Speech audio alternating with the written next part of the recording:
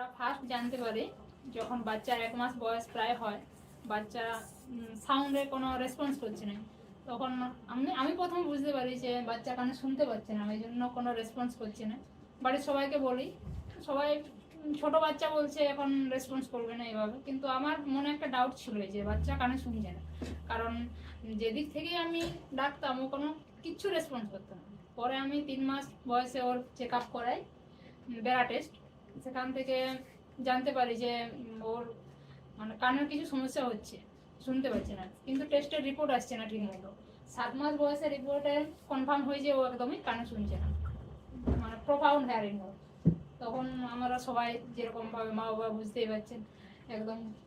তারপরে ওকে অনেক জায়গায় দেখায়, টেস্ট করায়, সব জায়গায় বলে যে ককলিয়ার ইমপ্ল্যান্ট ছাড়া এর কোনো উপায় নেই।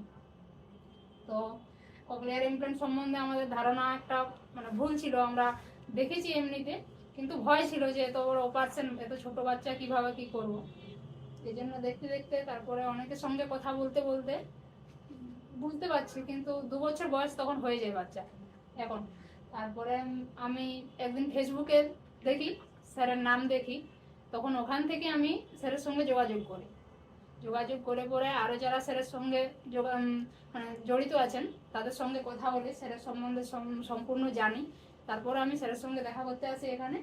এখান থেকেই আমি স্যারের কাছ থেকে সমস্ত পরামর্শ নিয়ে ওর এই অপারেশন মানে করেছি এখন।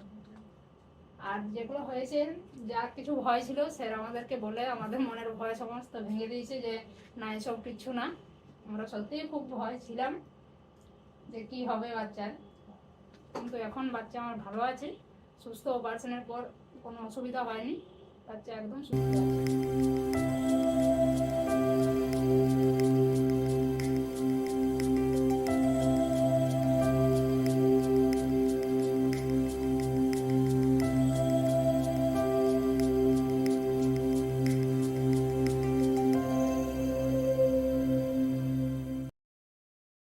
যখন বেলভিউ ক্লিনিকে ছিলাম, স্যার আপনি যখন ছিলেন না তখন খুব ভালোভাবে আমাদেরকে দেখছেন, সিস্টাররাও দেখেছেন, বাকি যারা মেনটেন্সে ছিলেন তারা বারবার এসে জিজ্ঞেস করছেন বাচ্চার খাওয়া দাওয়া কি খাবে কি না, সমস্ত কিছু। স্যার এই মানে বেলভিউ সম্পর্কে আমার সেরকম খারাপ কিছু বলার নেই, খুব ভালো রকম আমরা সুবিধা পেয়েছি, অসুবিধা কিছু হয়নি, কোনোতে অসুবিধা হয়নি, মানে সার্ভিস খুব ভালো।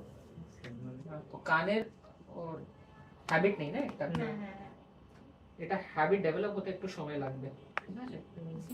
সব সময় পরিয়ে রাখবেন আপনি 5 সেকেন্ডস।